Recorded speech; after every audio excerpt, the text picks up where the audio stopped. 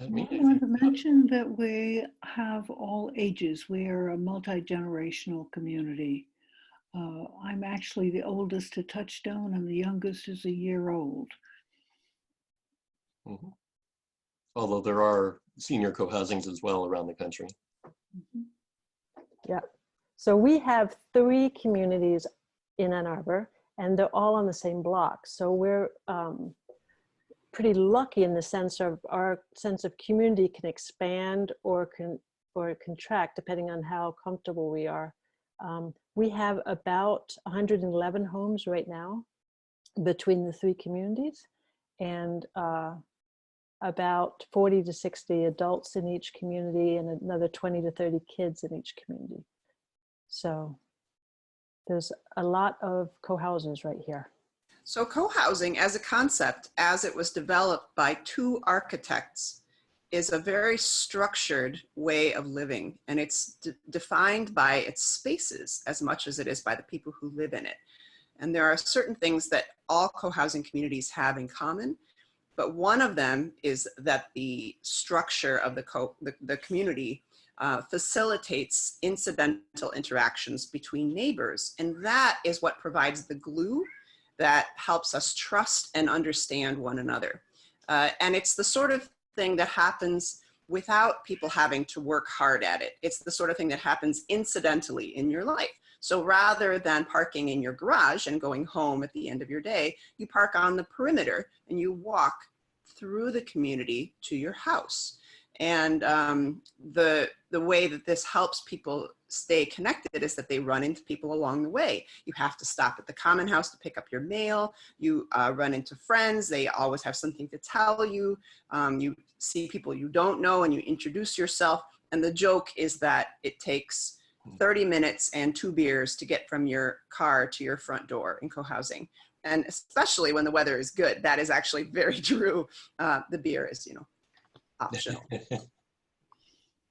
The way that the common house is laid out, it provides incidental interactions as well, because there's always an outer door and an inner door. So people enter as they're parking and coming inside. They talk to their friends. They stop at their cubby, pick up things. They might get their laundry. So along the way, you can pass through the common house from your outside of your community to your inside of your community without interrupting the flow of things that are happening inside the common house. Inside the common house, you have a bunch of things that are resources that are of use to you and your community.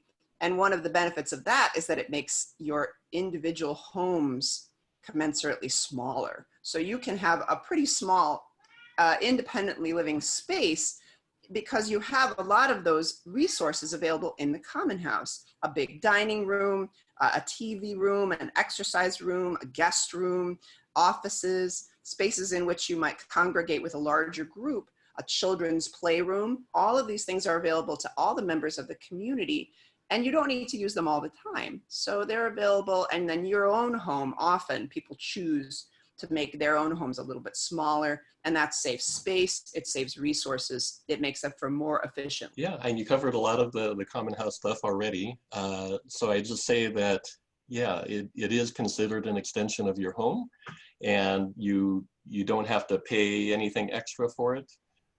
We do have a nice online system where you can go and reserve a room and, for your book club, or if you want to go make some beer with your friends. And yeah, it's a great resource to have, and is the glue of the community. Very nice gathering place, and it can be nice if different adults in the household have different ideas of how to spend the evening. Maybe one person wants to watch the football game with their friends, and maybe the other adult thought she was going to have her book club there in the living room. One or the other can go to the common house. Same thing if there are teenage children in the household.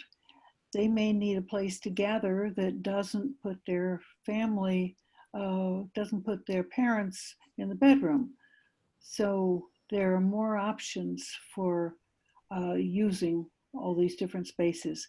Now, of course, we're not using the common houses at the moment because of the coronavirus, but we're looking forward to the day we can get back there. It's kind of amazing how much you come to rely on it as a resource from day to day, and not having it definitely makes me feel less connected to my neighbors. It's the sort of thing that I don't really think about because it's so much a part of my life, and it's an ordinary thing, but it is a huge, huge benefit in so many unexamined ways. Yeah, I agree with that. Although, you know, I noticed that around Sunward, people are turning the outside into the common house now. Sitting on the porch and, you know, social distancing, but still talking with each other. So there has been some nice silver lining to it. Luckily, the weather is cooperating for that. Yeah. The timing of this. Yeah, the common house, since we're talking about the common house, it does differ from a regular condo's clubhouse. It's similar, but it's a little different. We have, I think the biggest difference is that we have a dining room and a kitchen, and we have collective meals together. And the purposes of and the guest room and things like that are slightly different than a regular condo clubhouse would have. And you end up knowing everybody that's participating in the community, where in a regular condo, perhaps you may not know all your neighbors, or they may not want to interact as much. There's a lot more interactive quality here.